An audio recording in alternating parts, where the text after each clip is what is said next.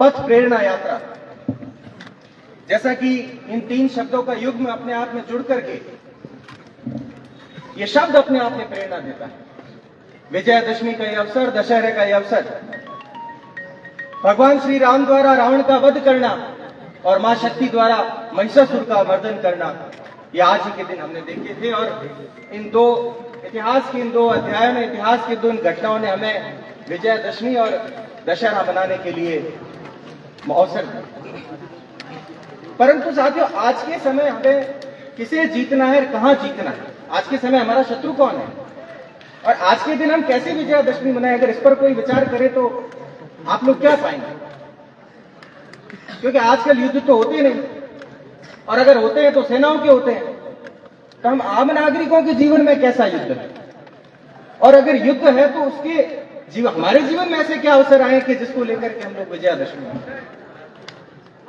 उसके अलावा खास तौर से आज राजपूत समाज का कार्यक्रम है और पूरी दुनिया में परिवर्तन का दौर चल रहा है।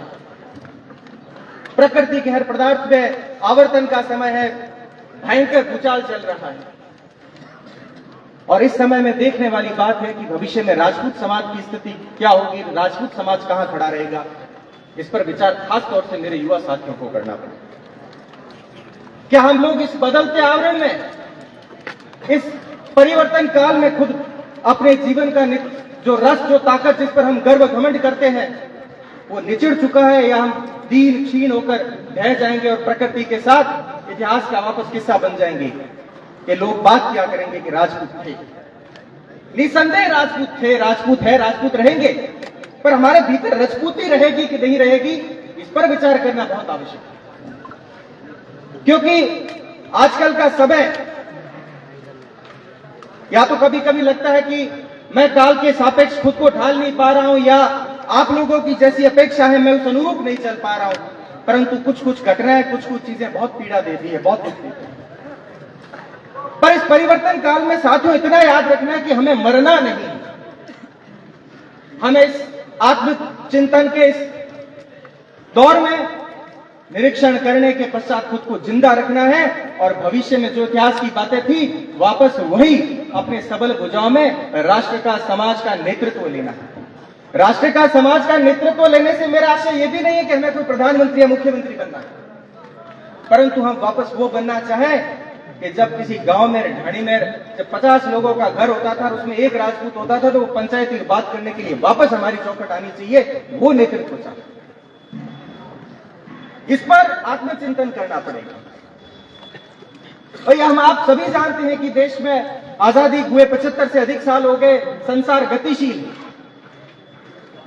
चलते रहना ही संसार का काम है, संसरण करते रहना, बढ़ते जाना, रुकना तो मृत्यु है। और संसार की गति के साथ अगर आप लोग नहीं चल पाए तो हम लोगों की भी मृत्यु निश्चित है। हम लोग कहने के लिए घमंड आज 2 चीजों पर करते हैं, एक तो हमारे इतिहास पर और दूसरी हमारी गौरवशाली रक्त की तासीर पर कि हम उसके वंशज हैं, हम उसके खून हैं। इसके अलावा तीसरा विषय क्या है, आपसे कोई पूछे तो आप किस पर गर्व करते हैं? अभी इस कालखंड में हमारे पास शायद ऐसे उदाहरण बहुत कम होंगे, हम कह नहीं पा रहे कि हम लोग किस पर घमंड करते हैं, किस पर गर्व करते हैं। मैं, मेरी जितनी बुद्धि प्रकोष्ठ से बहुत कम उम्र है, जितना समझ पाया हूं कि आज के समय में हमें सिर्फ 2 चीजों पर काम करने की आवश्यकता है। एक तो हमारी शिक्षा और दूसरा हमारा आर्थिक ढांचा सुधार। आप इन 2 पर काम कर लीजिए, सारी चीजें ठीक हो जाएगी, आपको आवश्यकता ही नहीं है कुछ और करने की, बाकी चीजें स्वतः ही आपके जीवन में होती चली जाएगी। पहले के लोग, जब हम लोग, क्योंकि हम लोग ग्रामीण क्षेत्र से आते हैं, बहुत से युवा साथी मेरी उम्र के कहते हैं कि हम लोग शायद पहली पीढ़ी के लोग, हमें एक्सपोजर नहीं मिला, तो हमारे पास प्रॉपर गाइडेंस नहीं थी कि 12वीं के बाद कौन सा कोर्स करें। आज तो आपके पड़ोस में, घर में, परिवार में ऐसे बहुत से लोग हैं जो बहुत अच्छी अच्छी सर्विसेज कर रहे हैं, चाहे किसी भी जाति बिरादरी में हो, आप उनका अनुभव काम में लीजिए। ये आर्टिफिशियल इंटेलिजेंस का टाइम है और आर्टिफिशियल इंटेलिजेंस की अभी तो स्टार्टिंग है, बिगिनिंग फेज है ये, और ये भविष्य में किस ओर जाएगा, इसकी कौन सी जनरेशन हमें क्या दिखाएगी। अभी भी अगर हम यहां बैठे हैं और आर्टिफिशियल इंटेलिजेंस में समझता हूं कि युवा इस बात को ज्यादा समझ पाएंगे कि मैं स्टेज पर बैठा हूं और ये कार्यक्रम है और मैं सर्च कर रहा हूं और मेरे पास पॉइंट्स आ रहे हैं कि आप इस कार्यक्रम में ये भाषण बोल सकते हो, आर्टिफिशियल इंटेलिजेंस इस हद तक काम करता है। तो अभी तो ये इसका प्रारंभ है और इस प्रारंभ के साथ हम लोग बीए, बीकॉम, बीएससी ये कर रहे हैं, ये अच्छी बात है क्योंकि हमारा इंटरेस्ट भी है। उसके अलावा हमें स्किल्ड कोर्सेज में भी काम करने की जरूरत है। हम लोग अच्छे वकील बन सकते हैं, हम लोग अच्छे डॉक्टर बन सकते हैं। अगर आप लोग कोई जीरो रिजर्वेशन पॉलिसी की बात करते हो, तो अभी पूरी दुनिया में औद्योगिक क्रांति है, हम लोग क्यों सीए, सीएस, सीएमए की बात नहीं कर सकते जिसमें तो जीरो रिजर्वेशन पॉलिसी है।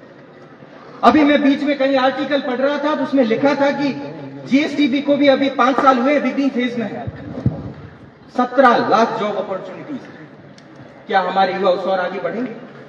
क्या हम अपना भविष्य उस और बढ़ाएंगे? वो उस स्पेसिफिक उस फील्ड का एजुकेशन लेकर के उसमें दक्षता हासिल करके क्या हम उसमें काम करेंगे? इसलिए शिक्षा तो निसंदेह आवश्यक है। किसी को ये लगता है कि हमारे पिता, माता, बाप दादाओं की कमाई खूब है, हमारा जीवन चल जाएगा, तो चल जाएगा, पर आप आने वाली पीढ़ी को विरासत में कुछ नहीं दे पाएंगे।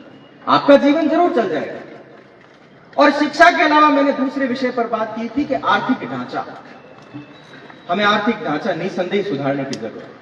अगर पढ़ाई नहीं कर सकते तो व्यापार करें, और कोई भी काम छोटा नहीं है। ये आदत डालें, काम शुरुआत सभी की छोटी होती है और धीरे धीरे धीरे वो विशाल रूप लेती है। इसलिए काम करने से घबराएं नहीं कि मैं ये काम नहीं कर सकता, मैं इसका बेटा हूं, मैं इसका पोता हूं। अरे भगवान राम के भी जीवन में 14 साल का वनवास आ गया, भगवान कृष्ण का जन्म जेल में हो गया, राजा हरिश्चंद्र को भी दर दर की जीवन में ठोकरें खानी पड़ी। अपन उनसे बड़े तो नहीं हुए, तो और उनसे छोटा काम हमारे जीवन में हो भी नहीं सकता। क्या छोटा काम होगा? हम कर्म ही तो कर रहे हैं और उस कर्म से हमें आजीविका मिल रही है, आजीविका से हम परिवार का खर्चा चला रहे हैं। तो ये आर्थिक रूप से तो स्थिति सुधारनी पड़ेगी, चाहे देशावर जाना पड़े, कहीं पर भी जाकर के हमें काम करना पड़े।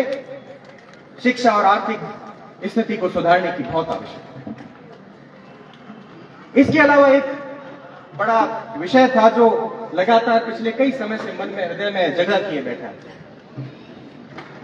युवा साथियों से खास तौर से दरख्वास्त रहेगी, आपका सोशल मीडिया पर बर्ताव बड़ा बुरा है। आप लोग आज भी शत्रु और प्रतिद्वंदी में फर्क नहीं समझ पा रहे हैं कि आपका शत्रु कौन है, प्रतिद्वंदी कौन है।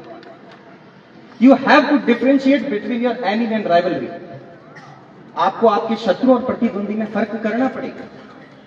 और अगर और भी करीब से बात समझाऊं तो एक गांव में सरपंच का चुनाव होता है, आपके किसी के काको साहब बड़े पापा लड़े होंगे, तो वो प्रतिद्वंदी हो सकते हैं, वो शत्रु नहीं है। प्रतिद्वंदी इसलिए है कि आप दोनों में बेहतर कौन है, बेस्ट कौन है, इसकी लड़ाई हो सकती है। क्या वो वाकई में आपकी शत्रु है? और बाड़मेर की धरती पर खड़ा हूं इसलिए ये बात करना और आवश्यक है। हम लोग अपने राजनीतिक प्रतिद्वंदियों को अपना शत्रु क्यों समझते हैं? आपकी उनसे लड़ाई राजनीतिक लड़ाई है, आपकी उनसे शत्रुता नहीं है। क्या वो आपका खाना खाने से रोक रहे हैं वो लोग? क्या वो आपको पानी पीने से रोक रहे हैं वो लोग? क्या वो आपके बच्चों को शिक्षा देने से लोग रोक रहे हैं वो लोग? जवाब होगा नहीं रोक रहे हैं। जब नहीं रोक रहे हैं तो शत्रुता किस बात की है? इसी बात की है कि राजनीतिक अस्तित्व की लड़ाई है। और राजनीति, किसी को लगता है कि राजनीति किसी के पास भुजबल है वो कर लेगा, या किसी को लगता है बहुत सज्जन है वो कर लेगा। तो मैंने तो अभी तक वैसे राजनीति में कुछ प्राप्त तो नहीं किया, पर मुझे लगता है कि राजनीति बुद्धि का व्यायाम है। जो अपनी बुद्धि को रोज व्यायाम करवाता है वो राजनीति में जरूर अच्छा कर लेगा। और दौर और आलम तो यह है कि दूसरे लोगों को तो छोड़ो, कहते कि तो आप अपने लोगों को भी लपेटे में ले लेते हो, क्योंकि आपका ईगो सेटिस्फेक्शन होता है। आप सुबह उठते हो, कई लोग मैं दावे के साथ कहता हूं कुल्ला बाद में करते हैं और पहले ट्विटर पर ट्वीट करना होता है। आज हमने इसको कह दिया, मेरे इतने लाइक आ गए, इतने रीट्वीट हो गए, और आपको बड़ी संतुष्टि मिलती, खुद को ऐसे एकदम फील होता है कि मैं आज आसमान से ऊपर। ये विचारणीय विषय बनते हैं। और एक बात अपने ज़हन में बिठा लो कि समाज को हर प्रकार के नेताओं की जरूरत है। आपको लगता है कि स्पेसिफिक आप अगर एक प्रकार के नेताओं से काम चला लेंगे तो नहीं चल सकता बंधु। जहां सुई काम आती है वहां सुई ही काम आएगी, जहां तलवार काम आएगी वहां तलवार ही काम आएगी। अपने क्षेत्र को, अपने समाज को मानविंदर सिंह की भी जरूरत है, रविंद्र सिंह की भी जरूरत है, स्वरूप सिंह की भी जरूरत है, कुमार सिंह की भी जरूरत है, और भी नेता है, आजाद सिंह की जरूरत है, हमें सबकी जरूरत है बंधु। हम एक दूसरे में अपनी पसंद हो सकती है, आप किसी को कम पसंद करें, किसी को कम पसंद करें, किसी को अधिक करें, ये आपका विषय हो सकता है, परंतु हम इसका आशय ये नहीं कि उनको समझे ही कुछ नहीं कि आप हैं क्या, आपने जीवन में क्या किया। साथियों, संघर्ष अपना सबका बड़ा होता है। किसी का संघर्ष अगर कोई बंद कमरे में बैठकर यूपीएससी आरएस की तैयारी करता है तो इसका मतलब ये नहीं कि उसने संघर्ष नहीं किया।